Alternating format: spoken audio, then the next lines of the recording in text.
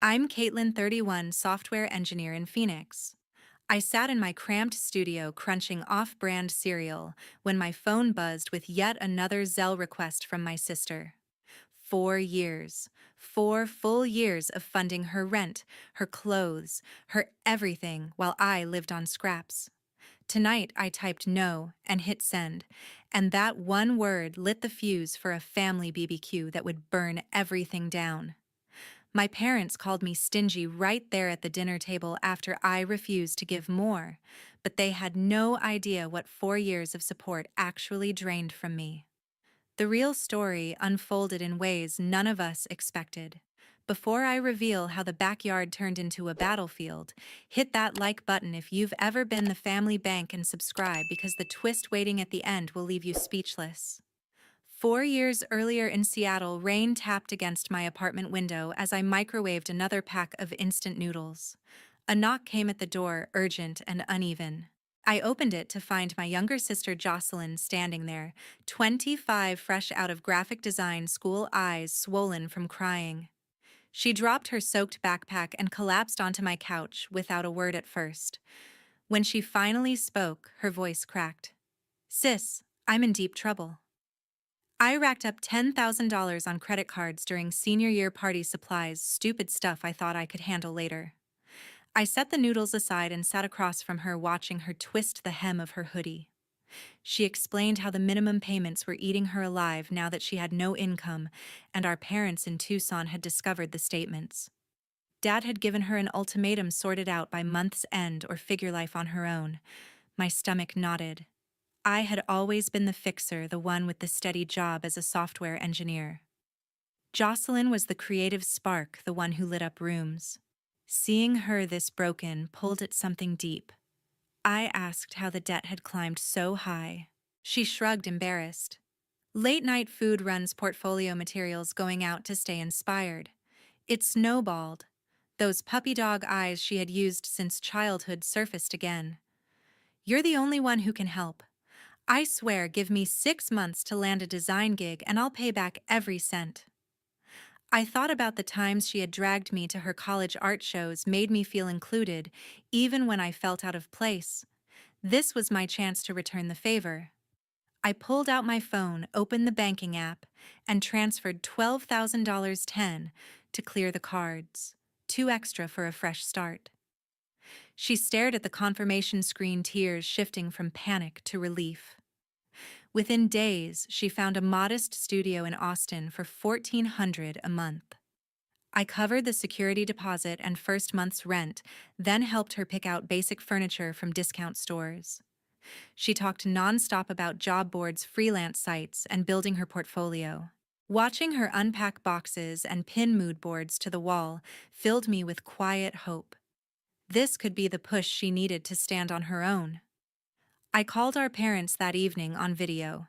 Mom Susan beamed the moment Jocelyn's face appeared on screen. "Your sister is a lifesaver," she said, voice thick with pride. Dad Mark nodded vigorously. "Taking care of family like that, real maturity. We're proud of you both." For the first time in years, their approval landed squarely on me. Jocelyn kept thanking me in texts, sending photos of her new workspace, promising updates on interviews. The first couple of months felt promising. She submitted applications daily, attended virtual portfolio reviews, and sounded energized. I believed the 6-month timeline was realistic. She even sent me screenshots of rejection emails explaining how competitive the Austin design scene was.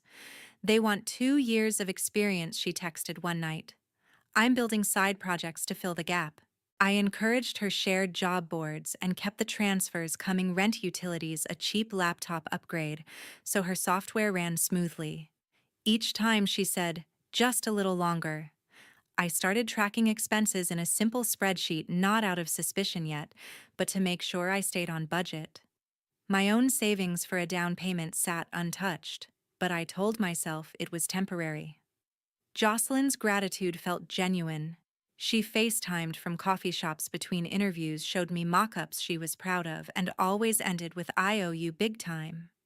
One evening, she called excited about a potential freelance client who needed branding for a local cafe. "If this lands, I can cover groceries myself," she said. I smiled, transferred another 800 for the month, and crossed my fingers. The client fell through 2 weeks later, budget cuts, she explained, but she was already lining up the next lead. Our parents checked in regularly. Mom asked if Jocelyn was eating well. Dad wanted to know about job prospects. I gave positive updates, glossing over the growing monthly total. They praised my patience, called me the family anchor. The role fit, and I wore it willingly. By the end of month 3, Jocelyn had a part-time gig doing social media graphics for a small startup, 600 a month. "It's not much," she admitted, "but it's a foot in the door." I reduced my transfer to 1,000, thinking independence was close. She thanked me again, promised the gap would shrink soon. Monthly FaceTime calls from Austin became routine. The first month stayed simple, 1,800 for rent. My sister explained the studio's location near downtown made commuting to potential interviews easier, and I agreed it made sense. I sent the transfer without hesitation, glad to see her settling in. By month 4, the requests expanded. She needed extra for groceries since freelance leads required meeting clients over coffee, plus gas to drive across town for print shops. "Networking events pop up last minute," she said, during one call showing me an invitation to a local design mixer. I added 400 on top of rent, figuring face-to-face connections could land her something solid. As year 1 rolled into year 2, the totals climbed steadily. Utilities crept in, then a gym membership to stay sharp and confident. She landed occasional freelance gigs, logos for small businesses, but payments arrived late or fell short. "Clients drag their feet," she vented, "but I need reliable internet for revisions." I bumped the monthly amount to 2,200, then 25, telling myself the investment would pay off once she stabilized. The real shift hit around month 14. During a video call, she panned her phone around the apartment to show new shelving for her art supplies. In the background sat a sleek Gucci tote on the counter tag, still dangling next to a pair of designer sneakers I recognized from online ads, costing over 300. My fork paused mid-air. "Nice bag," I said casually. She laughed it off. "Clearance find helps me look the part when pitching to agencies." I let it slide at first, but the image lingered. My own fridge held mostly generics, and my house fund remained frozen. That weekend, I called Mom. "The expenses keep growing, and I spotted luxury items." She sighed patiently. "Your sister needs a professional image to compete in creative fields. Cut her some slack." Dad jumped in on speaker. "Don't micromanage her progress. Family supports without strings." Their words stung, but I swallowed the doubt. I adjusted my budget tighter, swapping fresh produce for canned, skipping weekend outings with coworkers. Instant noodles became dinner 4 nights a week. My savings app showed the down payment goal slipping further out of reach, but I pushed the worry aside. Month 18 brought another jump, 2,800 total. She claimed rising Austin rents forced a unit upgrade in the same complex, better lighting for photo shoots, closer to industry hubs. Agencies expect polished presentations, she reasoned. I transferred without protest, though my stomach twisted each time the confirmation popped up. Doubt crept in during quiet moments. I noticed her social feeds filling with cafe brunches and boutique window shopping captions about hustle vibes. When I mentioned cutting back, she countered with stories of near misses, almost hired by a startup final round with a marketing firm. "I just need to maintain momentum," she pleaded. I relented, reducing my own subscriptions to free tiers. One evening, after a long coding shift, I opened my banking app and stared at the outgoing history. The numbers formed a steady upward line, mirroring her lifestyle upgrades, while mine flattened. I closed the screen, heated water for another noodle pack, and promised myself this phase would end soon. Late one night in Phoenix, I scrolled through Instagram to unwind. A notification flashed. My sister had posted a story. I tapped it open and froze at the screen. There she was in a lavish Nashville hotel suite, marble counters gleaming under soft lights, holding a flute of champagne, beside a guy I had never seen. The caption read, "Networking trip, with major partners, big things coming." The video looped for 15 seconds. They clinked glasses, laughed at some inside joke. The camera panning slowly to a king bed piled with shopping bags from high-end stores like Nordstrom and Louis Vuitton. A room service cart sat nearby, silver domes lifted to reveal steak and desserts. The suite's balcony overlooked downtown lights, and a bottle of Veuve Clicquot chilled in an ice bucket. My pulse quickened. Nashville meant round-trip flights, upscale lodging, Ubers, dinners out, none of which fit her claims of barely covering basics. I screenshot every frame, including the geotag pinned to the Hermitage Hotel, and called her immediately, the ringtone cutting through the quiet apartment.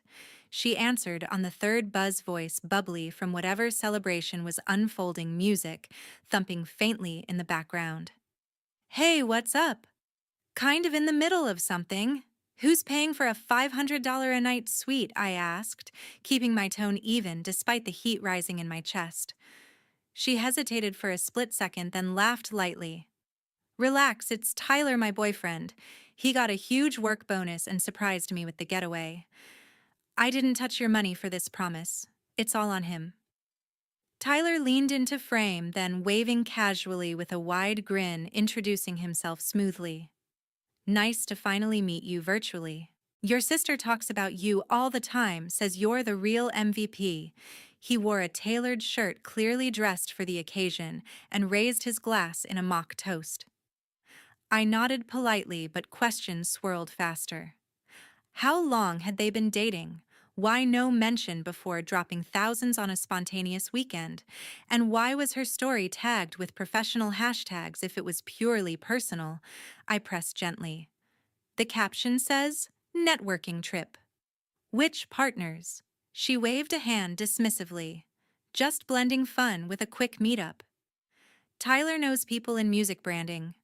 Nothing formal, but doors could open." The excuse felt rehearsed, and Tyler chimed in supportively. "Totally my treat. Wanted to spoil her after all the job stress." I hung up after a few more pleasantries, the call leaving a sour taste. Sleep evaded me entirely that night. I reopened the banking app on my laptop, scrolling back to the previous week under brighter light. A transfer for $3,000 stared back in bold, labeled simply "event support." She had requested it days before the trip, insisting a regional design conference required early bird registration, portfolio printing, and travel buffer. The dates aligned too perfectly. Departure the morning after the transfer cleared. Curiosity turned into investigation. I checked my email for any forwarded confirmations she sometimes sent. Buried in promotions sat a Southwest Airlines receipt. She had accidentally CC'd me on 2 round-trip tickets, Austin to Nashville, totaling $940. Another email showed a hotel reservation under Tyler's name, but the confirmation noted a credit card ending in the same last 4 digits as one of her old accounts I had once helped pay off. I replayed the story clips on mute, zooming on details: the effortless way she navigated the suite, the branded shopping bags with receipts peeking out, the casual luxury that contradicted every update about scraping by on freelance scraps. It clashed violently with the reality I knew. The next morning, after a restless few hours, I phoned our parents and laid out the screenshots during a group video call. Mom brushed it off first, sipping coffee. "Your sister deserves a break after grinding on applications." "Don't turn a little fun into suspicion," Dad added firmly from his recliner. "She's allowed a personal life without your approval. Back off the interrogation, she's building something." Their defense echoed past conversations, but this time the evidence felt concrete, layered, undeniable. I muted the call after polite goodbyes, staring at the frozen image of champagne flutes catching the light. The gap between her reality and mine had become a chasm, and I could no longer pretend otherwise. That Sunday, the family BBQ had started, light ribs sizzling on the Weber cold beers passed around the picnic table, laughter over old vacation stories. My sister pulled up in a sleek Tesla Model Y, its white exterior catching the afternoon sun as she hopped out with a confident wave. Heads turned. Dad whistled low. "Whoa, look at that ride! New wheels!" She beamed, running her hand along the hood. "Leased it last week." Can't meet clients looking outdated, right? This thing screams professional quiet drive autopilot for long hauls to agencies. Mom clapped her hands together. "Perfect for your hustle. Come give me a hug before you spoil us with stories." I watched from my lawn chair, sipping iced tea, the numbers from years of transfers flashing unbidden. The car's lease sticker still peeked from the window. Model Y long range, 49,000 base. I waited for the right opening as plates filled with coleslaw and corn. "Nice upgrade," I said mildly over the clatter of forks. "How's the final semester tuition looking? Deadline's next month?" "Yeah." Her fork stopped halfway to her mouth. The backyard chatter dipped slightly, everyone glancing her way. She set the utensil down carefully, forcing a smile. "Oh, it's handled. I've got a payment plan in motion." The words hung vague, and I caught the flicker in her eyes. Hesitation, quick calculation. I pressed gently, keeping my voice steady amid the sizzle of turning meat. "Good to hear. Mind showing the confirmation? I can double-check if needed." She shifted in her seat, glancing at her phone as if expecting a miracle notification. Nothing came. The silence stretched, broken only by the pop of a beer tab. "Actually," I continued, leaning forward, "while we're on finances, can you pull up the lease agreement for that Tesla? I'd like to see the guarantor section. Just curious who's backing it." Her hand trembled slightly as she unlocked the screen, scrolling through apps with deliberate slowness. The group waited, forks paused midair, the air thickening with unspoken tension. She fumbled longer than necessary, muttering about spotty service, but the search yielded nothing. "It's probably in the glove box," she offered, weakly, color draining from her face. "I'll grab it after dessert." The excuse landed flat, and I saw the first real crack in her polished front. Across the table, my Aunt Diane arched an eyebrow, her expression shifting from casual interest to quiet scrutiny. She had flown in from Phoenix for the weekend, always the one who noticed what others glossed over. "That's a hefty commitment for a lease," she commented mildly, wiping sauce from her fingers. "Who's on the dotted line, family?" My sister's laugh came out strained. "It's all set through the dealer, great rates for new grads." But her eyes darted to her plate, avoiding the circle of faces now fully tuned in. Dad cleared his throat, attempting to steer back. "Let's not bore everyone with paperwork. Pass the beans." Mom nodded too quickly. "She's got it covered. Eat up before it gets cold." Aunt Diane didn't press, but her gaze lingered, sharp and assessing as she speared a rib. The conversation veered to weather and work updates, but the undercurrent hummed. I felt the weight of accumulated transfers pressing down the polite facade, cracking under simple scrutiny. As dusk settled and plates cleared, my sister excused herself to check the car, slipping away without retrieving any documents. The group dispersed slowly, but the question mark over that Tesla and everything it represented hung heavier than the fading grill smoke. The grill smoke faded in the backyard, tension thickening the air. Dad pushed back his chair with a screech that silenced the last murmurs, rising to his full height and jabbing a finger directly at my face.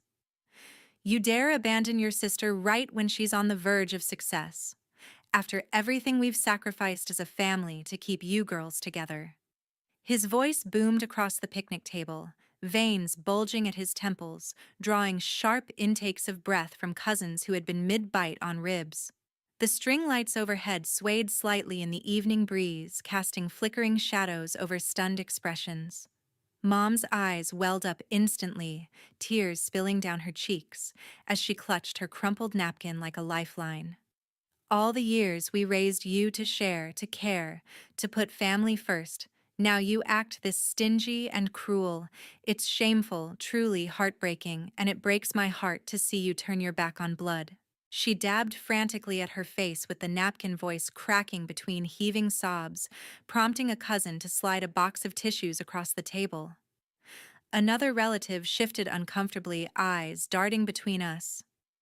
My aunt leaned back in her folding chair, arms crossed tightly over her sundress, watching the unfolding drama with a measured silence that spoke volumes. The picnic table laden with half-eaten coleslaw bowls and corn cobs felt suddenly claustrophobic, every seat occupied by a mix of judgment, discomfort, or reluctant sympathy. I drew a slow, deliberate breath, the cumulative weight of 4 years of transfers settling like a stone in my chest, and spoke calmly amid the escalating volume. 4 years. $72,000 in total support, every penny documented. No more, not 1 cent ever again starting this second. The declaration landed like a thunderclap in the open air. Dad's face flushed deeper, crimson mouth opening wide for another explosive retort, but I pressed on evenly, voice steady despite the pounding in my ears. I've tracked every single transfer, every vague excuse, every promise that never materialized. It ends tonight permanently.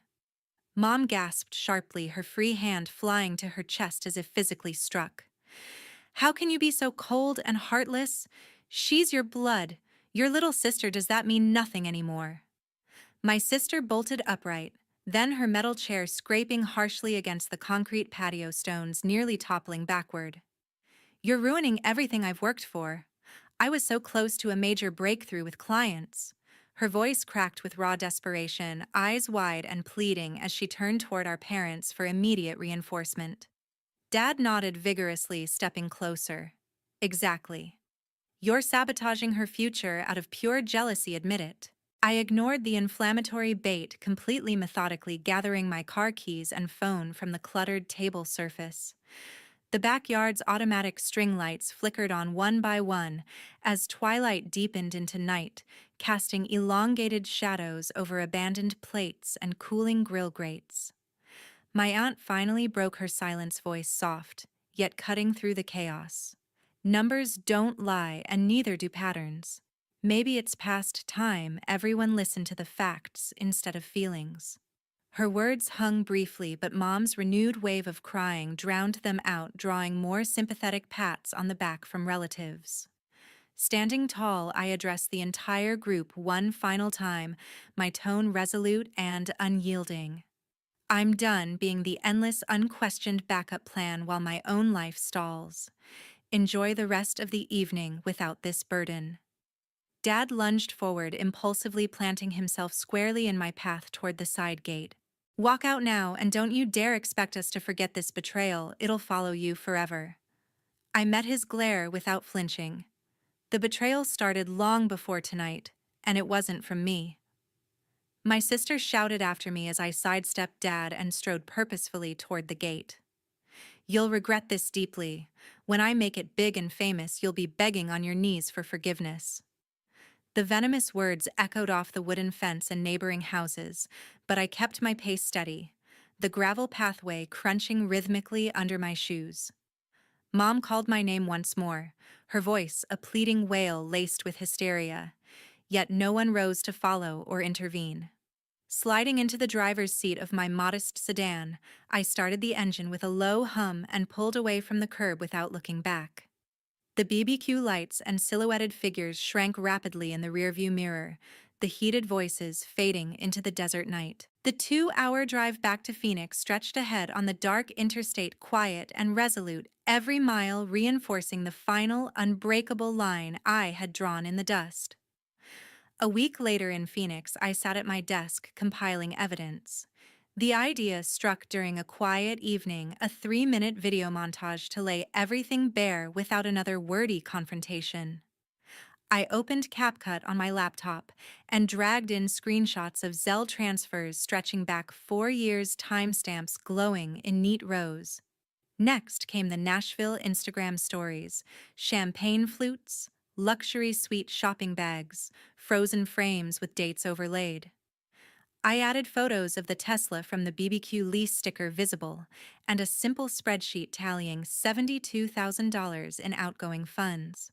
For the voiceover, I recorded a calm narration in one take. This is what 4 years of support looked like. Every dollar, every excuse, every luxury it funded. No anger, just facts layered over soft background music. I exported the file, titled it plainly, and hovered over the send button in the family group chat. My finger trembled slightly, but resolve won. I added my aunt and her boyfriend to the recipients, then hit share. The chat exploded within minutes. Dad typed first furious emojis demands to take it down. Mom sent voice notes pleading through tears. My sister fired off a string of texts calling me vindictive and jealous. My aunt responded with a single thumbs-up emoji followed by a private message: truth needed air. Proud of you. Her boyfriend stayed silent at first, then left the chat entirely. Consequences unfolded faster than anticipated. 2 days later, my sister called in a panic. Her part-time social media job at the startup had slashed her hours to zero. The boss, a mutual connection in Austin's design circle, had seen the video circulating and cited reputational risk in an email. She begged me to delete it, promising repayment plans, but I declined politely. That same evening, a text from her boyfriend popped up. "This family drama is too much. I'm out, wish you the best." No explanation beyond avoiding the mess. She forwarded it to the group with crying emojis, blaming me for ruining her relationship.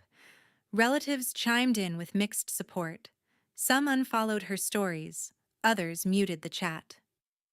A month passed in relative silence from Tucson. Invites to Sunday dinners stopped arriving. Mom's birthday came and went without mention of me. Dad's golf buddies looped in via forwarded video distanced themselves from family gatherings. The isolation hit them socially. Whispers at neighborhood barbecues painted them as enablers. My aunt confirmed over coffee that attendance at their usual potlucks had dwindled. Meanwhile, I closed on a small condo in Phoenix, 2 bedrooms, modest balcony, mine, alone. The down payment came from rerouted funds once earmarked for endless support. Mornings felt lighter, evenings productive with personal projects. I blocked the family group temporarily, then permanently reclaiming peace, one notification at a time. The fallout taught a hard truth: boundaries are not betrayal, they're survival. Enabling without accountability erodes everyone involved.